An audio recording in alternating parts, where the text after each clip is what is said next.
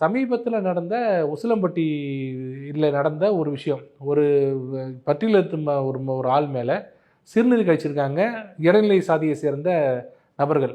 என்ன ஒரே காரணம் என்னென்னா, அந்த ஊரில் ஒரு ஒரு 2 வாரத்துக்கு முன்னாடி ஒரு ஃபங்க்ஷன் நடந்திருக்கு, கோயில் திருவிழா. அதில் அந்த பட்டியலினத்து அந்த தலித் அந்த அந்த நபர் பாதிக்கப்பட்டவர் வேஷ்டியை முட்டிக்கு மேலே கட்டியிருக்காரு, கட்டி சுற்றி வந்திருக்காரு. இவங்க என்ன பண்ணாங்க, நாங்கள் இருக்கிற இடத்துல நீங்கள் ஒரு விஷயம் நடுவில் சொல்லிடுறேன், இது தயவுசெய்து மறந்துடாதீங்க, பெரியார் மண். அதை நான் அடிக்கடி நம்ம ஞாபகப்படுத்தணும், ஏன்னா கிராவல் மண் நினச்சிக்க போகிறீங்க, இது பெரியார் மண். முட்டிக்கு மேலே நடத்தவொடனே அவன் என்ன பண்ணாங்க, அவனை பிடிச்சி அவனை தூக்குங்க, அவனை அடிக்கணுன்னு இதை கேள்விப்பட்டு அவன் என்ன பண்ணிட்டான், கேரளாவுக்கு போயிட்டார்.